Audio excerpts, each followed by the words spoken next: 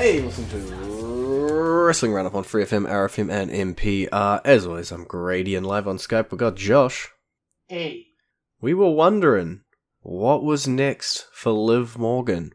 Where could she go? And it turns out we got a nice little gauntlet match this week to just absolutely show us everybody who's in the SmackDown Women's division, and also lay out who her next challenger is going to be, while absolutely pushing the HE double hockey sticks out of another competitor.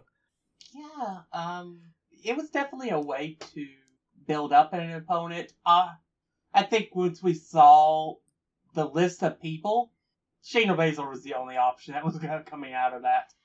Yeah, I think your only other shot would have been Raquel Rodriguez, and instead she's the one who got the push, right? Like, in a gauntlet match, she took out Sonya, Shotzi, Xia Li, and Natalya. Shayna Baszler got to be that, lucky final entrant kind of thing, but I think Raquel still got quite a good push and is probably lined up to be one of those sort of top people in that SmackDown Women's division. But the match we're going to get, as you said, was Liv Morgan versus Shayna Baszler. Yeah, fans are already turning on her girl, though. It took them, 2 days. Yeah. It's kind of sad to watch. I know I've seen somebody, I think it was a Becky Lynch promo from a while back about what would happen if Liv Morgan became champion, and it's so weird, right? I think to all of the crazy pops she has, winning Money in the Bank, winning the title, beating Ronda, and in a matter of weeks, all of a sudden everybody's pooping all over her and wants Shayna Baszler to rip her arm off. Yeah, I think it has to do more with booking than anything else. I admit wasn't a big fan of the way they ended the match against Ronda. But yeah.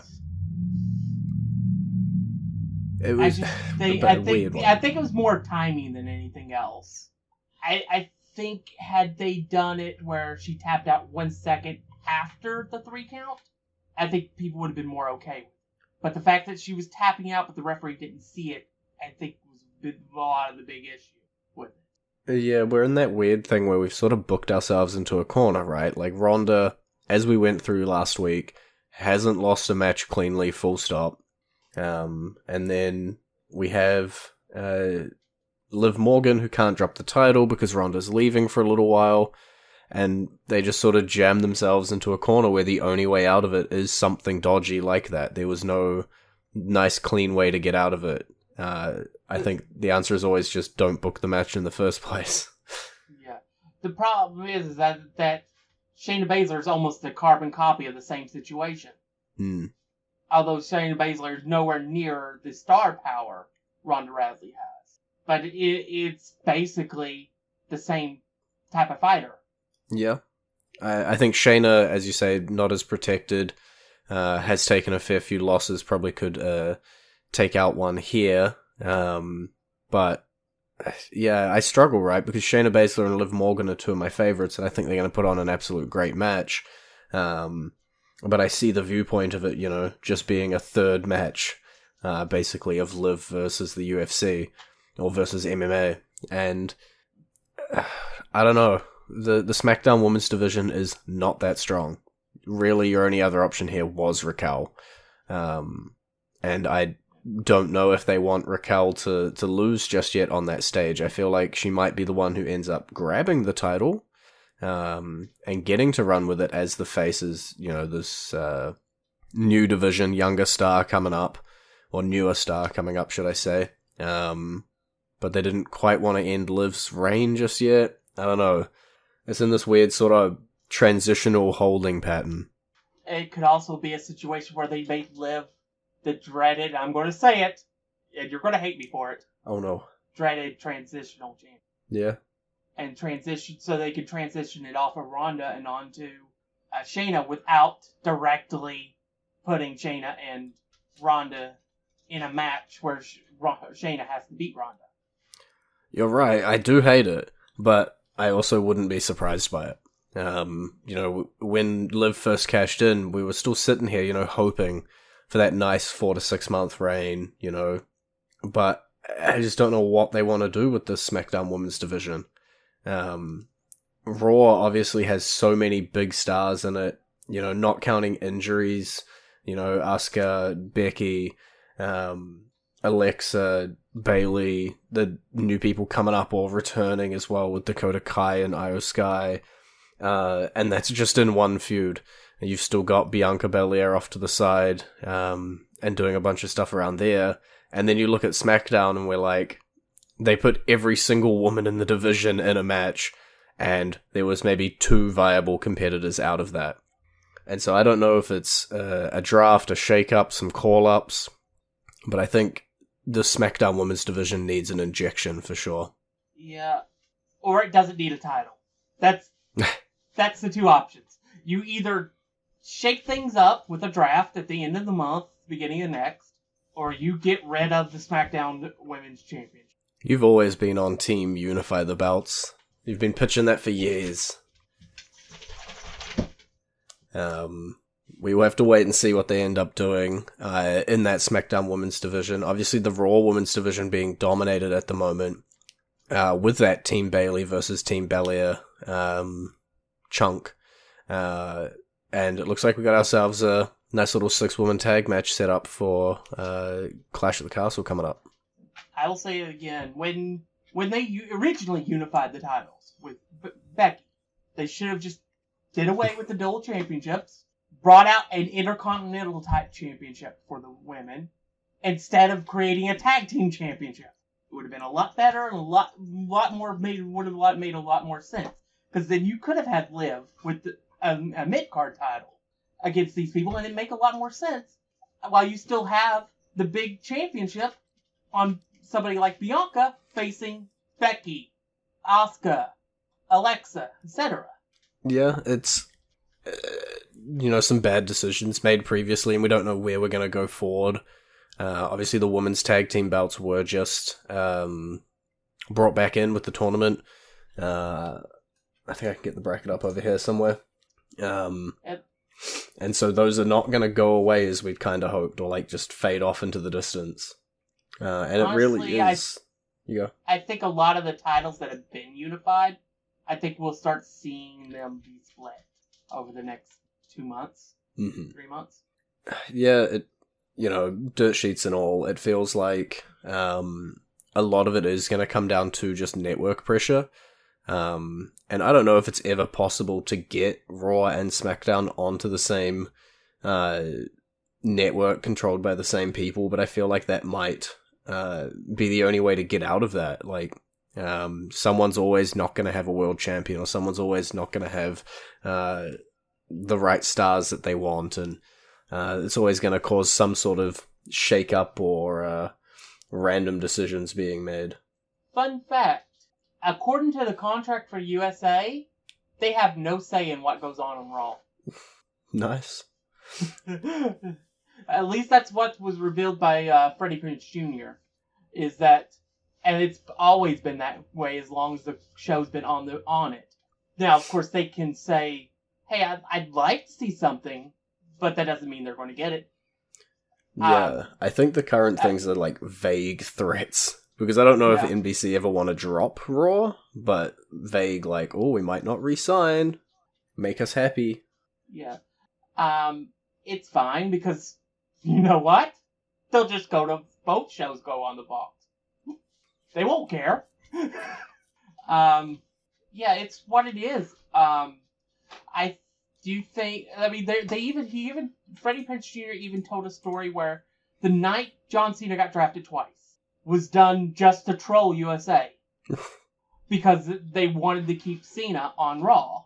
So he drafted him to SmackDown and drafted him back to Raw just to mess with him. Gotcha.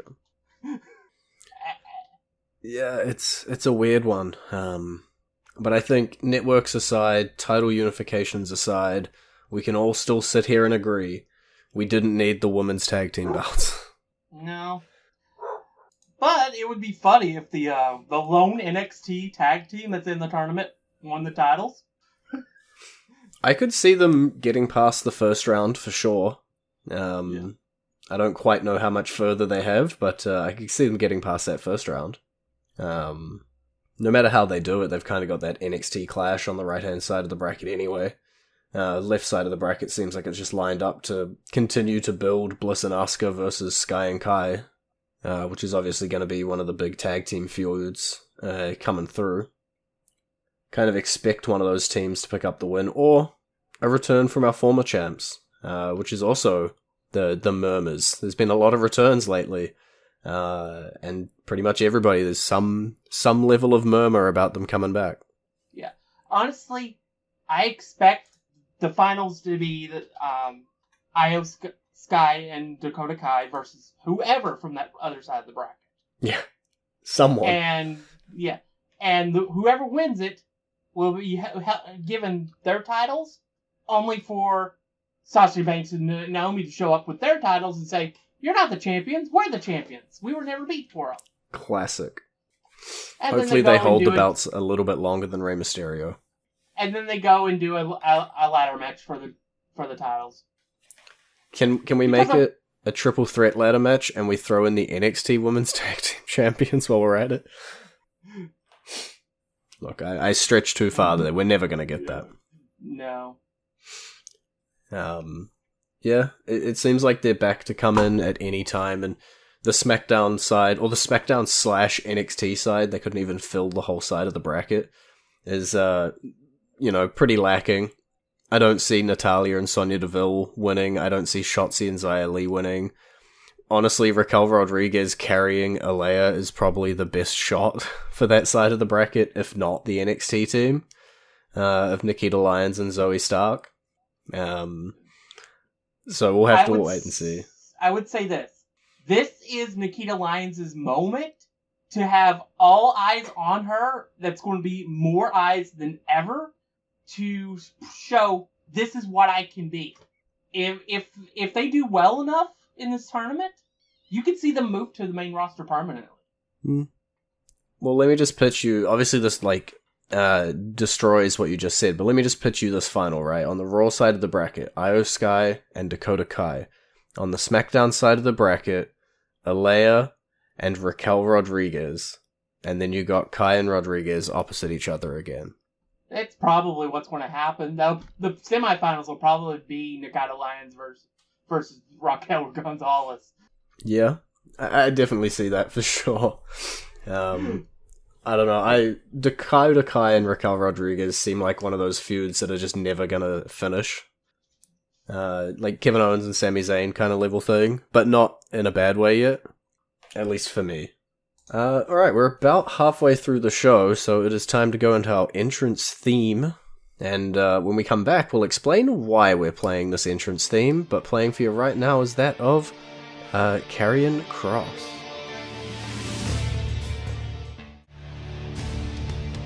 And you're back with Wrestling Roundup on FreeFM, ArrowFM, and NPR. I'm Grady, he's Josh. Why would we be paying a randomly released WWE Superstars theme in the middle of this week's show, Josh? Because they're apparently not randomly released anymore. We're just picking everybody back up. We're just re-signing everyone. Yeah, this is fine. I was never big on Karrion Kross. I think his entrance is more over than he is. Oh, 100%. I think it's a case of Finn Balor. I love Finn Balor. Finn Balor's talented. His entrance was more over than he was ever, and especially anytime he was the demon. I want to see where they can go, but I don't have a belief in him being a champion yet.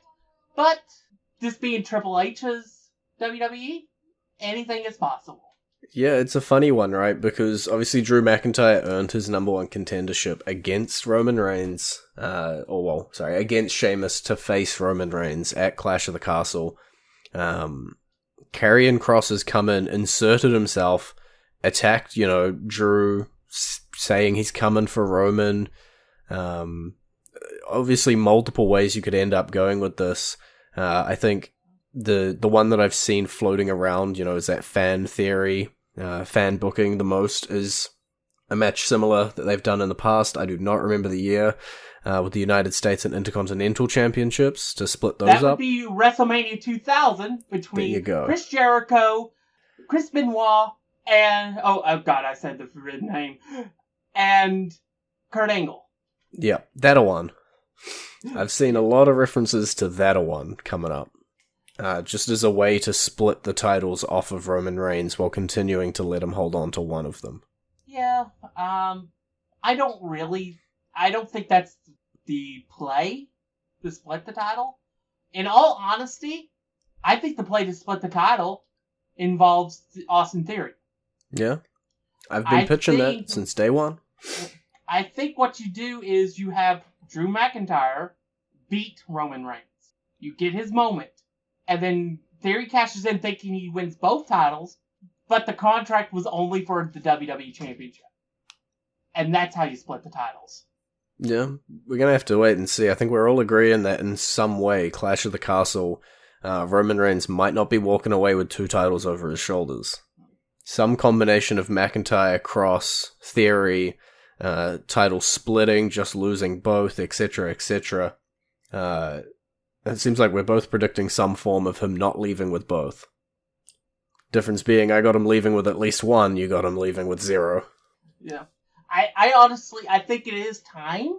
Roman's had one heck of a run. It'll be 2 years and 4 days as champion. I think you definitely give Drew his moment in front of his hometown crowd. Something he didn't get to have during his 2 WWE title reigns before was a moment in front of a live crowd. It's different when you're winning it in an empty arena or in front of television screens, essentially. So I definitely think you, at the very least, you give Drew, for carrying you through that era, a moment in front of his own people. Then we can decide where we go from there. Yeah, my final, how I expect, obviously a lot can change in the next month. My final expectation is I do expect Roman to hold on to Universal and Drew to take WWE over to Raw. And then, feuds to expand off of from that. But, so many different wild options here. We could just see Theory straight up cash in and walk off with both. Yeah. It's entirely possible. Especially since he might have the help of another recently released superstar. Yeah, it's possible. It's also possible that the thing that Paul Heyman does best is screw people over. And I can easily see him maybe siding with Theory to betray the tribal chief. Because he's a stake in the grass, and that's what he does. But yeah, the other return was our boy Dexter Lumis. We're legitimately just getting everybody. That means Bray Wyatt can't be far behind.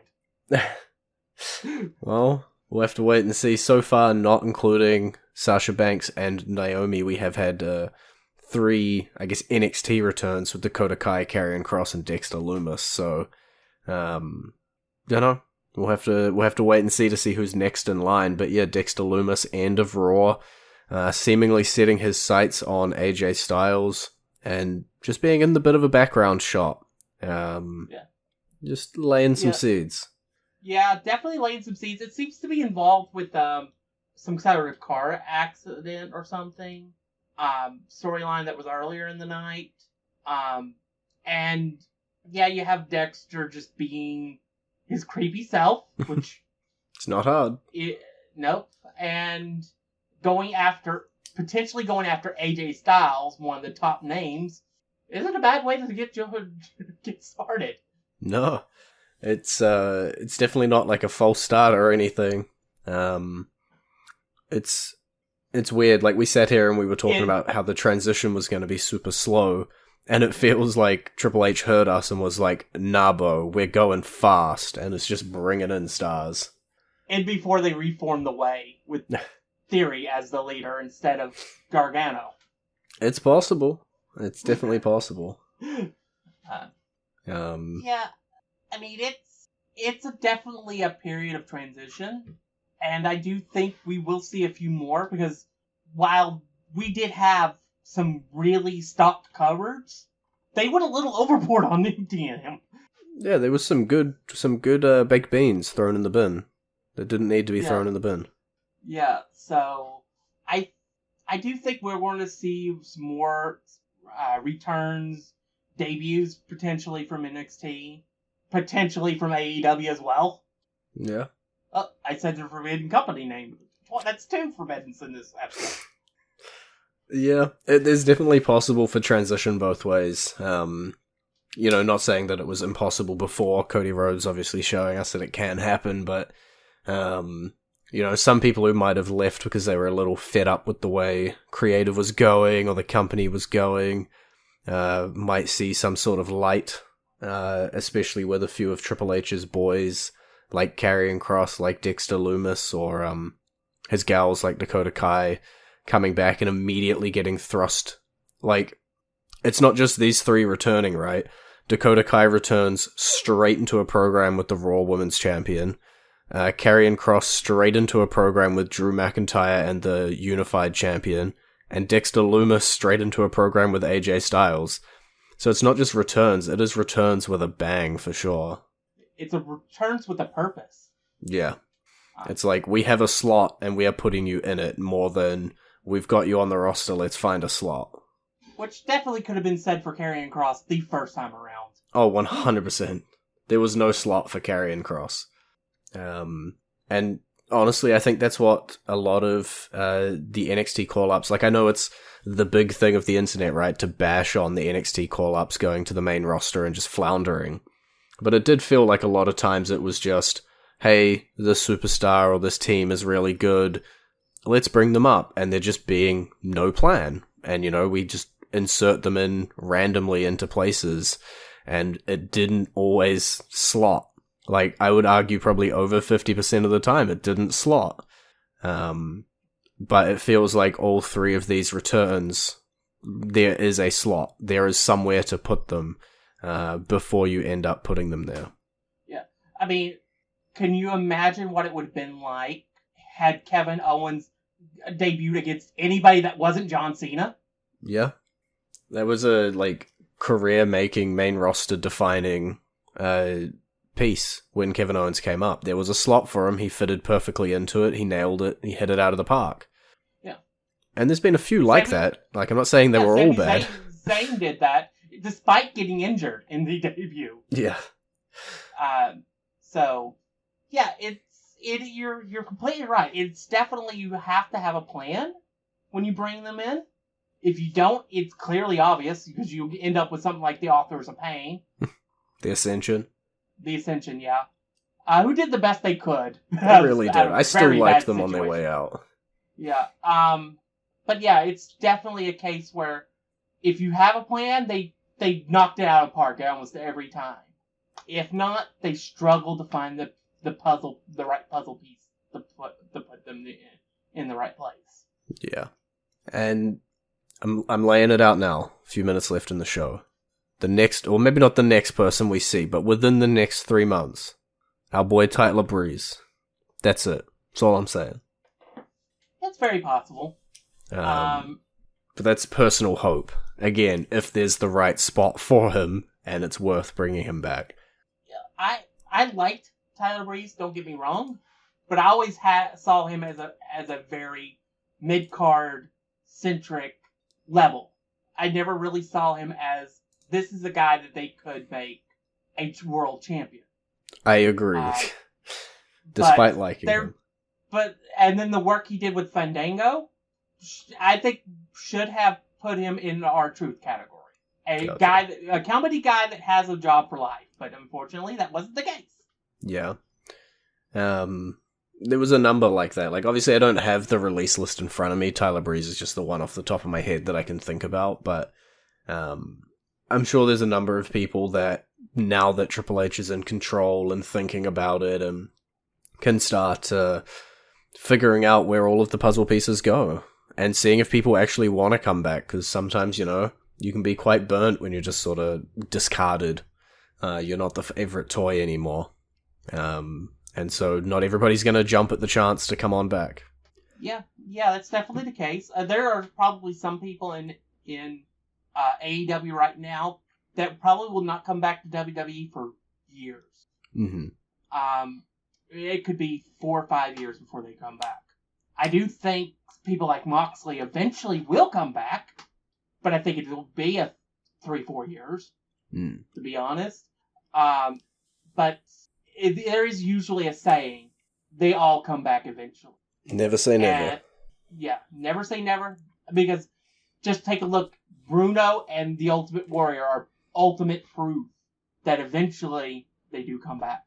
That seems like quite an ominous note to end the episode on, but we will, because we are all out of time. It's been great talking to you. Bye.